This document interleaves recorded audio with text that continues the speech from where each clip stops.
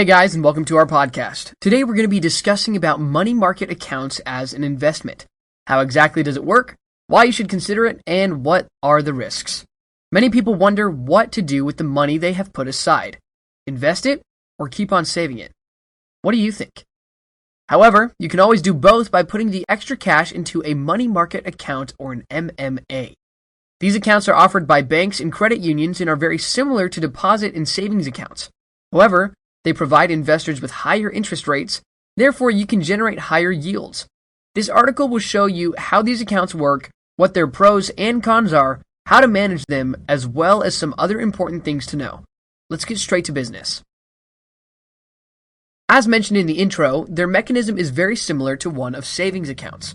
MMAs tend to offer higher interest rates than saving accounts. This means that the more money you put, the more money you will earn. Below you can read some of the most important things about money market accounts. First, you set up an account at a bank or another financial institution. The bank will pay you interest because you have put money into their account. They are paying you for using your cash. The bank, consequently, will lend this money to people at an interest rate. You can withdraw your money whenever you want. Check the section on how to manage an MMA for more details on it. The bank pays you a compound interest.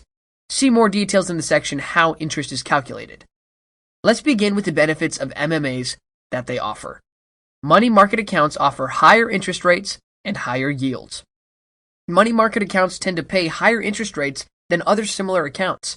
In addition, the rate that they offer is compounded, which means that the more your balance grows, the more money the bank will pay you.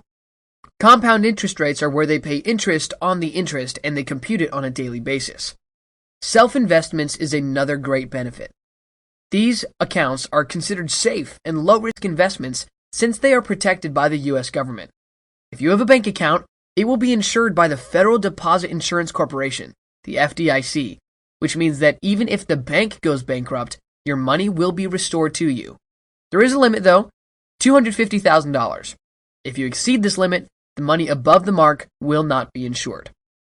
If you have a credit union account, it will be insured by the National Credit Union Administration, the NCUA, which is just like the FDIC.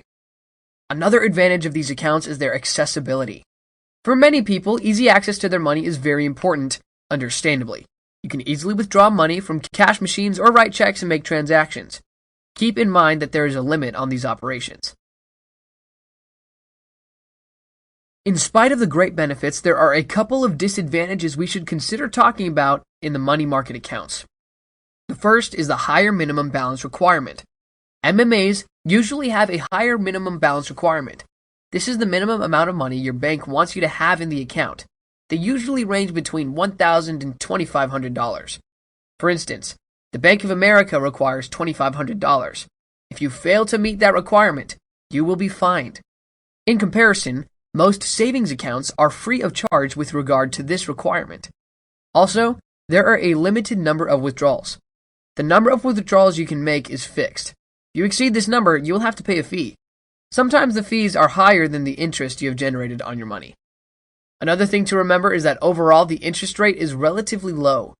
Compared to savings accounts, the interest rate is higher, but compared to other investments, say bonds, the interest rate is significantly lower. For instance, the average return from investments in the stock market is 10%. A money market account can generate approximately 6% per year. In the long run, this difference can be crucial. Inflation risk is another thing we should take into account. Inflation always poses a serious risk to investments that generate lower interest rates. Basically, inflation decreases the value of money in the future. In 1999, $2,000 was different than $2,000 now.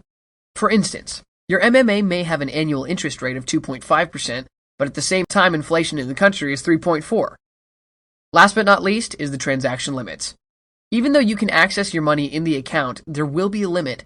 By law, you cannot make more than 6 payments a month using your MMA. Bear in mind that this number might even be lower depending on your bank or union. Definitely, you will not have the flexibility you can having a checkbook or a debit card. Now, I would like to show you how is the interest calculated in an MMA. As I explained earlier, the interest an MMA pays are compounded. Your bank will compute it every day and distribute it monthly.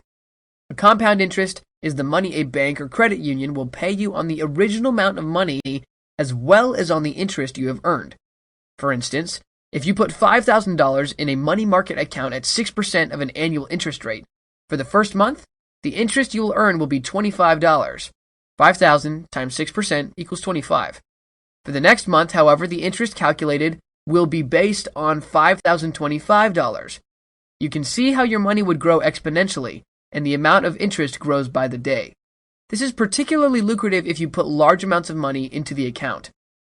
For example, if you put $100,000 in a money market account for 10 years at 5%, the whole value which you will receive at the end of the term will be $164,000. That's pretty impressive. However, you should know some general details on managing your money market account. As you already know, as most savings accounts, you can withdraw money at all times. However, if you exceed the number of free withdrawals, you will have to pay a fee. So be careful and know how many times you can withdraw money. Usually, for each withdrawal above the permitted number, you will pay a fee of $10. It depends on the bank, though. In addition, there are some fees you owe in case you don't have the minimum required balance in your account. Again, depending on the issuer, you will have to pay a fee of between $5 and $10. Before you purchase a money market account, compare different banks and offers for the best terms and read the fine print. When you set up an MMA, the bank will give you a register. This is something like a diary where you will record all your transactions, withdrawals, balances, pretty much everything. You can use your register to track your money and know what's happening. In addition to that, your bank will send you a monthly statement of your account. This statement will show you your balance during the month, the transactions you have made, and the interest you have earned. If you want to make sure everything runs smoothly, yes, banks do make mistakes. You have to reconcile. This is a process of comparing the data in your register with the data on your monthly statement. If there is a mistake, try to correct it. Either you or the bank has made a mistake. Now, let's discuss the difference between money market accounts to money market funds. These two things are commonly mistaken and confuse people. So, let me compare them for you. To begin with, an MMAS is a savings account, as you already know, while a money market fund is a type of mutual fund. The latter is an investment fund, not an account in a bank. Therefore, you will not have an FDIC or NCUA protection. It's good to mention that MMFs, just like other mutual funds, might invest in a variety of assets, including government bonds. Having said that, including the fact that government doesn't protect them, MMFs carry greater risks. Money market funds offer a greater variety than MMAs, and also can have some tax benefits. Both MMFs and MMAs depend on various factors, including inflation or recession. The latter affected both negatively. The recession did not hit money market accounts as badly as it did money market funds. So, let's see who can benefit from an MMA. Having discussed all the pros and cons as well as the way MMAs function, let's mention who these investments are most suitable for. Investors who have spare money and want to be safe and secure. People who want to have an easy access to their savings. Investors who can afford to keep the minimum required balance. A person who doesn't need to write too many checks from their MMA. A person having money market accounts in the same bank where you keep other accounts. This will make the process of making transactions very fast and very easy. In the bottom line, money market accounts are a very simple and easy to handle investment opportunity. Even though they have some drawbacks, it's safe to say that they offer some great perks. That's it for now. On our website, you can find more posts and podcasts, as well as calculators and other financial tools. Do you have a money market account? We would love to know your thoughts, so feel free to share them on the comments below. I hope you enjoyed it. Don't forget to subscribe to our podcast channel on YouTube, and we'll see you next time.